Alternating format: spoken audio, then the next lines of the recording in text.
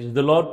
మన ప్రభు రక్షకుడైన యేసుక్రీస్తు నామంలో ఈ కార్యక్రమాలు వీక్షిస్తున్న మీ అందరికీ హృదయపూర్వకమైన వందనాలు తెలియజేస్తున్నాం. దేవుని పరిశుద్ధ లేఖనములో నుంచి కొరింథీయులకు రాసిన మొదటి పత్రిక 10వ అధ్యాయము 13వ వచనాన్ని చదువుతున్నాం. ఇక్కడ సాధారణముగా మనుషులకు కలిగిన శోధన తప్ప మరి ఏదియూ కూడా మీకు సంభవింపలేదు. దేవుడు నమ్మదగినవాడు. మీరు సమస్తమును ఇదిగో కలిగించినటువంటి ఏ సమస్యలు నీకు కలిగి ఉన్నాయో అవన్నీ మిమ్మల్ని శోధింపబడి నుండి అంతేకాదు సహింతంపుగా ఏదైతే నువ్వు సహింపగలుగుతావో సహింపగలిగినంతగా ఆయన శోధకుడు నిన్ను తప్పించుటకు కూడా మార్గాన్ని కలుగు చేయును అని వాక్యం ఇక్కడ చెప్తున్నమాట. ఇక్కడ మనం చూస్తే సాధారణముగా మనుషులకు కలిగే శోధన తప్ప మరి ఏదియూ కూడా మీకు సంభవింపలేదు. ఈ వాక్యములో దేవుడు నమ్మదగిన వాడని మాట్లాడుతున్న మాటలు కాబట్టి ప్రియమైన దేవుని జనాంగమా, వాక్యం ఇక్కడ చెప్తున్న మాట, ఏ శోధనలో ఉన్నో కొందరు క్రైస్తవులుగా ఉంటూ యేసు ప్రభువారిని నమ్ముకుంటే అన్నీ శోధనలే, అన్నీ కష్టాలే అని కొందరు సూచిస్తారు. కొందరు మరి వాళ్ళ కుటుంబంలో వాళ్ళు కలుగుతున్న కొన్ని పరిస్థితులను బట్టి ఆ శోధనలను బట్టి దేవుడు నా ప్రార్థన వింటున్నాడా అని కొందరు. ఇలాగా కొన్ని శోధనలను బట్టి మనుషులలో రకరకాలైనటువంటి స్థితి. ఇక్కడ యేసు ప్రభువారు గురించి దైవజనుడు పౌలు సంఘానికి చెప్తున్నారు. శోధనలో మరి మీకు సంభవించినది మీరు సహించినంత విధంగానే శోధన కలుగుద్ది, కానీ ఆ శోధన కూడా తప్పించగలిగిన మార్గము ప్రభువే సూచిస్తాడు. ఏ శోధనలో ఉన్నావో, కొంతమంది శోధనలో రకరకాలు ఉంటాయి. వాళ్ళ శరీరములో కొన్ని శోధిస్తూ ఉంటాయి, శరీర సంబంధమైనవి. మరి కొందరిలోనేమో మరి వ్యతిరేకంగా మరి దేవునికి విరోధంగా చేస్తున్నటువంటి పనుల్లో శోధన కలుగుతూ ఉంటాయి. మరి కొందరిలోనేమో ప్రార్థన చేస్తున్నప్పుడు కొన్నిసార్లు శోధన కలుగుద్ది.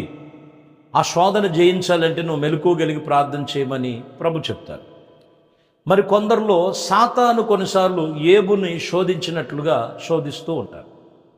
ఈరోజు నువ్వు ఏ శోధనలో ఉన్నావో ఒక్కసారి నువ్వు జ్ఞాపకం చేసుకో.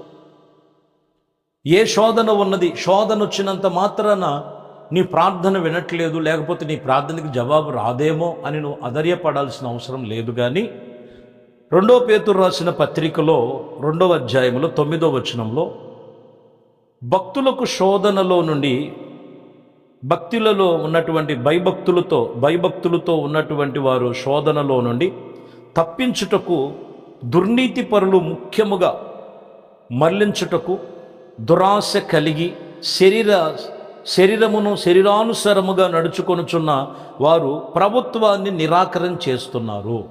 ఇక్కడ దైవజనుడు పేతురు చెప్తున్నాడు.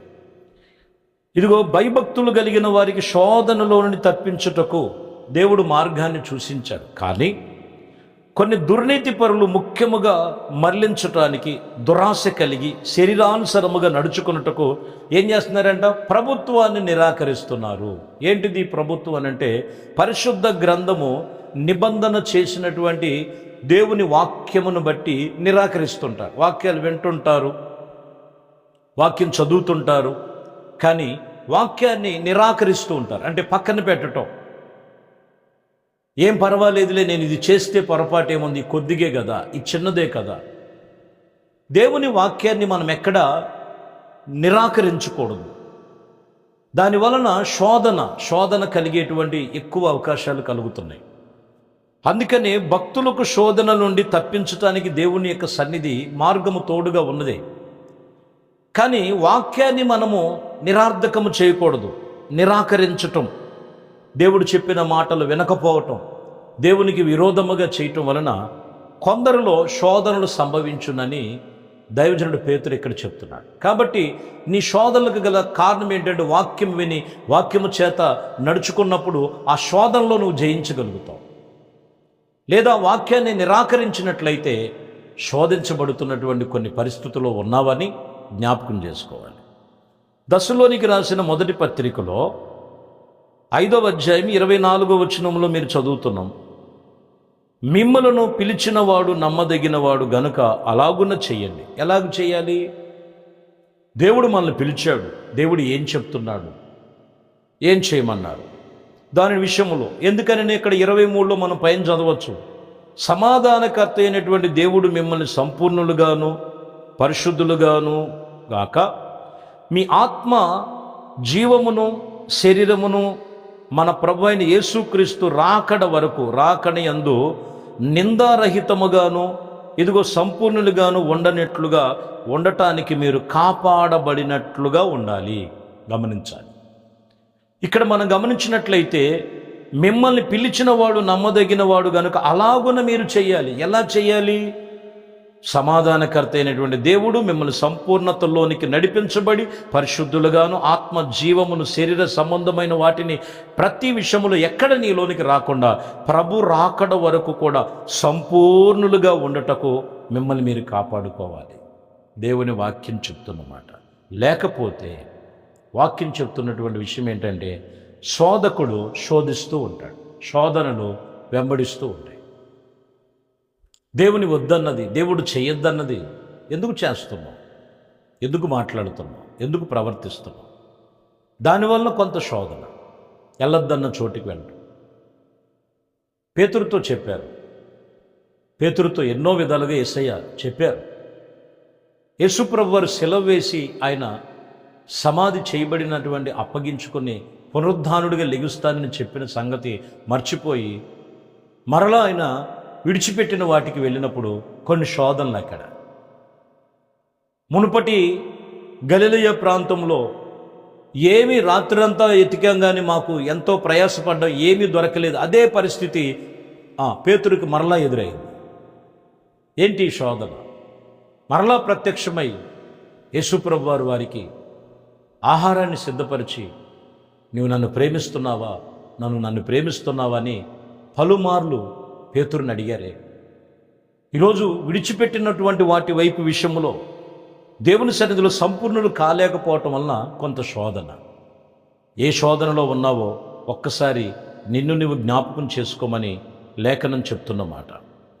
2 తిమోతికి రాసిన పత్రిక 4వ అధ్యాయం 18వ వచనములో ప్రభు ప్రతి దుష్కార్యము నుండి నిన్ను తప్పించి తన పరలోక రాజ్యమునకు చేరునట్లు నిన్ను రక్షించును. ఇక్కడ మీరు గమనిస్తే ప్రతి దుష్కార్యముల నుండి తప్పించబడి నిన్ను పరలోక రాజ్య వారసులుగా చేర్చున్నట్లుగా నిన్ను రక్షించను. మరి రక్షించబడిన తర్వాత మరలా దుష్కార్యములోనికి ఎందుకు వెళుతున్నావు? ఒకవేళ దుష్కార్యములోనికి నువ్వు వెళ్ళినట్లయితే, దుష్కార్యములో నువ్వు పడినట్లయితే నీకు పెద్ద శోధన. యేసుప్రభు వారు చెప్పిన మాట కూడా అదే. నా గట్టి మీద చేయి పెట్టి వెనక తట్టు చూస్తే శాపగ్రస్తులు అవుతారు కదా. మరి దేవుని సన్నిధిలో నిన్ను పిలిచింది ఆయన పరలోక రాజ్య వారసులుగా ఉండటానికి, నిన్ను రక్షించను. దేవుని వాక్యం చెప్తున్నమాట. అందుకనే తిరిగి మరలా వెనక్కి తిరగకూడదు, వెనక్కి తిరిగే అనుభవాలు ఉండకూడదు. వాక్యం చెప్తున్నమాట శోధన. ఎఫెసీయులకు రాసిన పత్రికలో 6వ అధ్యాయము 12వ వచనములో మనం చూడొచ్చు. ఏలయనగా మనము పోరాడుచున్నది శరీరులతో కాదు కానీ ప్రధానులతోనూ అధికారులతోనూ ప్రస్తుత అంధకారపు సంబంధులకు లోకనాథులతోనూ ఆకాశ మండలమందు దురాత్మ సైన్యములతో పోరాడుచున్నాము. పోరాడుచున్నది మనము శరీరులతో కాదు. ఇక్కడ మీరు గమనించాలి. ఏమున్నదంట? దురాత్మ సైన్యములు ఉన్నాయి ప్రతి మనిషిలో. ఏదో ఒక మనిషిలో ఏదో ఒక రకంగా దురాత్మ సైన్యములో ఇదిగో వాళ్ళతో మనం పోరాడాలి. అందుకని ప్రభు ఏ మనిషి మీద కూడా కోపం లేదు, ఆయన ప్రతి ఒక్కరిని ప్రేమిస్తున్నాడు. కానీ వారి మీద ఏలుబడి చేస్తున్న సాతాన్ని అనగదొక్కమని చెప్తూ ఆయన లయపరుస్తున్నాడు. కాబట్టి ఇక్కడ మనం గమనిస్తే నువ్వు పోరాడాల్సింది శరీరులతో కాదు. దురాత్మ సైన్యం, దురాత్మ ఆలోచన శోధిస్తూ ఉంటుంది. పాపం చేయమని శోధిస్తూ ఉంటుంది, వ్యసనముకి వెళ్ళమని శోధిస్తూ ఉంటుంది, అక్రమముగా నడవమని శోధిస్తూ ఉంటుంది, లోక స్నేహంతో చేయమని శోధిస్తూ ఉంటుంది, ఇదిగో అబద్ధాలు మోసాలతో ఇదిగో నువ్వు నిండుకొని ఉండమని చెప్తూ ఉంటుంది, శోధిస్తూ ఉంటుంది. యథార్థత యథార్థతే, నీతి నీతే, సత్యము సత్యమే. ఏది నీకు శోధిస్తున్నదో నీవు గమనించి మనము వాటి విషయంలో పోరాడాలి. వాటి విషయంలో పోరాడినట్లయితే నువ్వు శోధన జయించగలుగుతావు. ఇలాగే బబులోను దేశంలో ముగ్గురు యవనస్తులు ఉన్నారు.